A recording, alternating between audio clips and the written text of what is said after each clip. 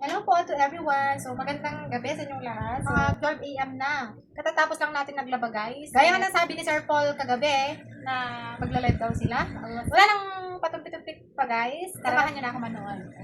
Ako lamang po mag-isa dito. Ang hirap pala pag ikaw lamang dingay. Pero huwag po kayong malungkot. Papasayahin namin kayo ngayong gabi. At Nakakalungkot yung ayan, may sakit lang po talaga yung parents po ni Chris na kaya po. Ganun. Pero sana po ay maintindihan din po at maraming nakakaintindi sa kanya.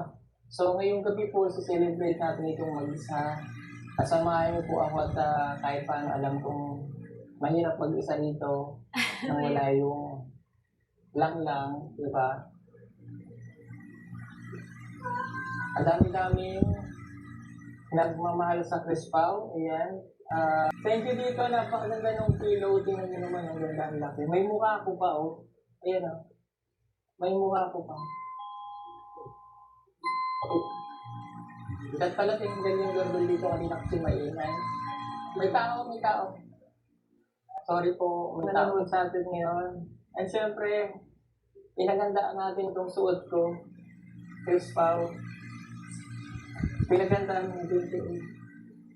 Kaso wala silang lang. Wala si Bibi Labs. Walang mag-isa. Pero, ganun po talaga. Naintindihan ko siya. Bakit? Ha? Ano yun? May bisita?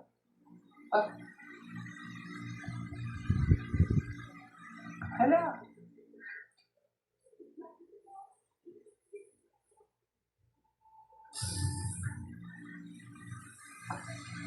Sanay. Tanggala. Salubong mo. Isip ko talaga. Nagtataka ako bakit yung paa kakaiba. Sa ano? Masalubong. Kasi nakita ko nag-vlog ka eh. Gusto mo yun? Minsan, sa isang relasyon, hindi sa laki ng selebrasyon na susukat ang pagmamahal.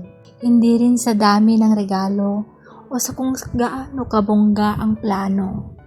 Minsan, nasa simpleng effort lang, sa presensya at sa pag-intindi sa sitwasyon ng bawat isa. Sa totoong buhay, hindi naman palaging perpekto ang timing. May mga pagkakataon na may problema sa pamilya, may sakit ang mahal sa buhay, o may mga sitwasyon na kailangang unahin. At kapag ganon, doon mo makikita kung paano mag-iintindihan ang dalawang tao sa isang relasyon. Minsan, akala natin hindi na matutuloy ang isang plano. Akala natin ordinaryong araw na lang. Pero may mga pagkakataon na may taong gagawa pa rin ng paraan para ipakita na mahalaga ka sa kanya. Kahit may pagod, kahit may hirap sa biyahe, kahit hindi na komportable ang sitwasyon, gagawa pa rin ng effort para lang makarating. At kapag dumating yung ganong moment, doon mo mararamdaman yung tunay na halaga ng presensya ng isang tao. Hindi na mahalaga kung simple lang ang suot mo, kung walang engrandeng handa, o kung hindi perpekto ang itsura sa camera. Ang mahalaga, nandun siya. Sa buhay natin, siguro marami sa atin ang nakaka-relate dito.